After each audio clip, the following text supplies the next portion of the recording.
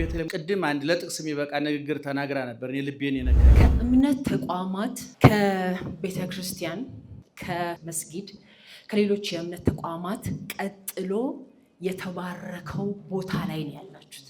ይህ ቦታ ከመስጊድና ከቤተክርስቲያን ቀጥሎ የተቀደሰ ቦታ ነው ብላለች። እኔ በጣም ብዙ መድረክ ላይ ተናግሬ ሰሚ ያጣሁበትን እንደ ሰው የሚያገናኘንን ገመዶች እየቆራረጥን እየጣልናቸው ነው። ለምሳሌ እኔ የኢትዮጵያ ኦርቶዶክስ ተዋሕዶ ቤተክርስቲያን አማኝ ነኝ።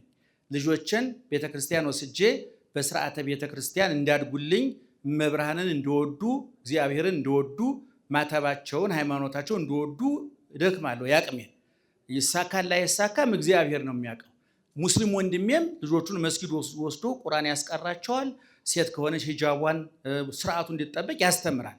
ፕሮቴስታንትም ከሆነ በዛው ባለበት ያደርጋል። በጣም ጥሩ ነው። ነገር ግን የምናሳድጋቸው ልጆች ሰው ጭምር ናቸው። ይሄንን ማጤን አልቻለም። እንደ ሰው የት እንገናኝ? ልጆቻችን በጠባቡ ሰው መሆናቸውን ሰፋ ሲል ኢትዮጵያዊ መሆናቸውን ሰፋ ሲል አፍሪካዊ መሆናቸው እንዲረዱ የምናደርግባቸው መድረኮች እየጠበቡ መጥተዋል። አለቃ መምህር አካል ወልድ የሚባሉ ሊቅ ነበሩ። በ18ኛው መቶ ክፍለ ዘመንና በ19ኛው መቶ ክፍለ ዘመን መጀመሪያ ድረስ በአፄ ዮሐንስ በአፄ ቴዎድሮስ ጊዜ የነበሩ ናቸው። ይማሯል እንደ አካልዬ ይዋጓል እንደ ገብርዬ ተብሎ የተነገረላቸው ምስጢር የጠለቃቸው መውቀት ያጠለቃቸው እምነትም እውቀትም ምግባርም የነበራቸው መምህር ነበሩ። በንጉስ ሚካኤል ዘንድ በጣም የተከበሩ ሰው ለተማሪዎቻቸው በጀት ተመድቦላቸው በዛን ዘመን ያስተምሩ ነበር እና 4 ጉባኤ ነው የሚያስተምሩት። 4 ጉባኤ ማለት በቤተ ክርስቲያን ብሉይ ኪዳን እዚህ ጋር ያስተምራሉ፣ ሐዲስ ኪዳን እዚህ ጋር ያስተምራሉ፣ መጻሕፍተ ሊቃውንት እዚህ ጋር ያስተምራሉ፣ መጻሕፍተ መነኮሳት እዚህ ጋር ያስተምራሉ። በአራቱ ማዕዘን ተከበው ማለት ነው። ለዚህ ይነግሩና ዘወር ሲሉ ይሄ ይመጣል። ለዛና እሳቸው ሀብታም ናቸው፣ በጣም ርስት አላቸው። ተማሪያቸው እየቀለቡ ነው የሚያስተምሩ እና ምን ተደረገ? እሳቸው ይሄን እያስተማሩ አንዲት የኔ ቢጤ ድሃ ሴትዮ ስለ ወላዲተ አምላክ ስለ መብርሃን ስለ ቸሩ እግዚአብሔር አለች ከርቀት። በኋላ የኔታ ቀና ብለው ቆይ ስራ ላይ ነን አሏት ሴትዮዋ። ካሁን በኋላ ነው አደጋ የመጣው። ሴትዮዋ ምን ብትል ጥሩ ነው? የኔታ 5ኛ ጉባኤያችሁ እኮ እኔ ነኝ። ሰምታችሁኛል? አንዷ ስራችሁ እኔ ነኝ። ሐዲስ ቢተረጎም ብሉይ ቢተረጎም ሊቅ ቢተነተን ሰው መጽሐፍ ቅዱስ በማጥናቱ ሊቅ እንጂ ጻድቅ መሆን አይችልም። በነገራችን ሃይማኖት ዕውቀት አልነበረም። አሁን ነው በዲግሪ በዲፕሎማ እስከ ፒኤችዲ ድረስ ዶክተር ገሌ መጽሐፍ ቅዱስ አጥንተው ዶክተር ናቸው። በመጽሐፍ ቅዱስ ዶክተር የለም ጻድቅ ነው ያለው። እውነቱን ለምን አቅም ስላነሰን ወደ ፒኤችዲ አወረነው ክርስትናውና እምነቱን እንጂ ክርስትና የሚኖር ነው፣ የሚዳሰስ የሚጨበጥ ነው። ኢየሱስ ክርስቶስ በምድር ላይ 33 ዓመት ሲኖር በተለይ 3 ዓመት ከ3 ወር ሲኖር 3 ቦታዎች ላይ ተገኝቷል። 3 ማህበራዊ ጉዳዮች ላይ ተገኝቷል። እግዚአብሔር ከሰማይ ወርዶ ከድንግል ተወልዶ በአጭር ቁመት በጠባብ ደረት ተወስኖ ሰርግ ቤት ተጠርቶ መጣ፣ ለቅሶ ቤት ተጠርቶ መጣ፣ በሽተኛ ሊጠይቅ ሄደ። ማህበራዊ ህይወቶች በ3 ላይ የተመሰረቱ ናቸው። እኔ ብዙ ጊዜ እላለሁ አንዳንድ ሰው ለቅሶም አልሄድም ሰርግም አልሄድም እኔ ገልል ብዬ ነው የምኖረው የሚል ጅላጅል አለ። ይሄ ሰውዬ ሊያብድ ኮቱን አውልቆ ሸሚዙ ላይ ደርሷል ማለት ነው። ምን አሉ እኛ የኔታ አንዷ ስራቸው እኔ ነኝ እኮ የኔታ። አያችሁ የክርስትና ስራ ይሄ ነው። በ4ኛው መቶ ክፍለ ዘመን የነበረ ሊቅ ምን ይላል ሲናገር? አንተ ድሃው 10 ጊዜ እየለመነኝ 10 ጊዜ እሰጣለሁ እያልክ ትመረራለህ። እግዚአብሔር በየዓመቱ ለአንተ ዝናብ ሰማይ እየከፈተ ዝናብ ሲሰጥ ሰለቸኝ ብሎሃል ይላል። መረረኝ ብሏል እግዚአብሔር። ፀሐይ ሲያወጣ በየቀኑ አሁን ለምሳሌ አንድ ሰው አምፖል መብራት ማብሪያና መጥፊያ መንካት አልችልም ናና አብራልኝ ቢላችሁ ከ2 ቀን በላይ ትመጣላችሁ? እናንተ አትመጡ። ለዛውም ከመጣችሁም ወይ ሀብት ካለ ወይ መልክ ካለው ነው የምትመጡት እንጂ እንደ እኔ ቤት ከሀብት ከመልክም ከእውቀትም የተራቆተ ተፈጥሮ እየኖረ ከሆነ ዞርላችሁ አታዩት። እውነቱን ለመናገር እግዚአብሔር ግን ጠዋት ብድግ ብሎ ፀሐይዋን ይለኩሳል፣ ማታ ጨረቋን ይለኩሳል። በዘልማድ የሚንቀሳቀስ ፍጥረት የለም።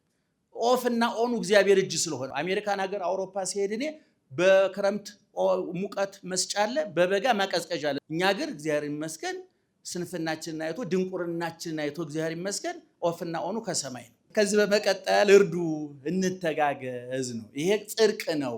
መቄዶንያኔ ምን ብዬ አስባለሁ አንዳንድ ጊዜ በሰማይ ላለው ለእግዚአብሔር መንግስት ኤምባሲ ነው የሚመስለኝ። አሁን እኔ ውጭ ሀገር ብዙ መላለሳለሁና አሜሪካ ለመሄድ አሜሪካ ኤምባሲ ይገባል፣ ካናዳ መሄድ ካናዳ ኤምባሲ ይገባል አይደል የሚባለው። በሰማይ ደግሞ መንግስት ትምጣ እያልን የምንማጸነው አምላክ መንግስቱ እስኪመጣ ድረስ በዚህ ምድር ያስቀመጥን ኤምባሲዎቻችን እነ ብንያም ነው። አምባሳደሩ ብንያም ነው፣ ኤምባሲው መቄዶንያ ነው። የየትኛው መንግስት? የእግዚአብሔር መንግስት። ስለዚህ መርዳት አለብን ማለት ነው። በተረፈ እኔ የኪነ ጥበብ ሰዎች እዚህ ውስጥ ካላችሁ ባለሀብቶች እንኳን እንዳለ ፕሮግራም ላይ ብዙ አይመጡም፣ ገንዘብ ይልኩ እንደው እንጂ ጊዜ የላቸውም። አርቲስቶች ወንድሞቻችን፣ ቤተሰቦቻችን እኔ ጤነኛ ኑሮ ነፍስና ኪሱ የታረቀለት ሰው ነው ጤነኛ የሚመስለኝ። ሰው ጤነኛ የሚባለው ነፍሱና ኪሱ ሲታረቀለት ነው። ብዙ ነጋዴ እንደባከነ እንደተንቀዠቀዠ ውድ መኪና እየገዛ በርካሽ ሐሳብ የሚኳተነው ኪሱና ነፍሱን ስላላስታረቀ ነው። እንደው ኪሴ ብቻ ይሙላ ገንዘብ በኪሳችንና በነፍሳችን በሆዳችንና በጭንቅላታችን በገንዘባችንና በግንዛቤያችን በነፍስና በስጋችን በዚህና በዛኛው ዓለም ድልድይ መዘርጋት ካልቻል እናብዳለን፣ እንቀውሳለን።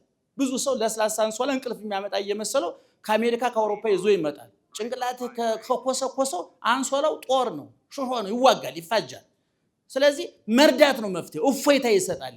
ታላቁ ሊቅ ሲናገር በመጽሐፋችን ምን ይላል? ሰው በእግዚአብሔር አራያ ተፈጥሯል ማለት ነፍሳውን ከውስጥ አለች። ከላይ የሚታየው ስጋው ይጠቁራል፣ ይከሳል፣ ይወፍራል። ትንሽ ስፖርት ስታቆሙ በየአቅጣጫው ይሄድና በጣም መከራ ነው። ምግብ ሲያጣ መከራ ነው። ቢበላ ስቃይ፣ ሁሉም መከራ። አንድ ባህታዊ እንዲህ ብሎ ጸለየ፣ ጌታዬ እንደው እባክህ አንድ ቀን ጎብኘኝና ውሰደኝ፣ ከላይ ሳስገባ ከሳይ ሳስወጣ የእህል ቧንቧ ሆኜ ቀረሁ አለ ባህታዊ። ይገርማቸዋል። ስቃይ ነው መብላቱ፣ ስቃይ መራቡ፣ ስቃይ ሁሉም ችግር ነው። ስለዚህ ሊቁ ዮሐንስ አፈወርቅ ምን ይላል? ያ ሊቁ ሲናገር በአራተኛው መቶ ክፍለ ዘመን ሲናገር ሰዎች እግዚአብሔርን የሚመስሉበት አንዱ መስጠት ነው ይላል። ኢየሱስ ክርስቶስ ራሱን ነው የሰጠን። እኛ ግን የራሳችሁን ስጡ ነው የተባልነው። እኛ እጃችንን ለችንካር ስጡ አልተባልንም፣ አንችልም። እሱ ዋናውን ከፍሏል። ለዘላለም ከፍሎልናል ዋጋው። ቀራንዮ ዋጋው ተከፍሏል።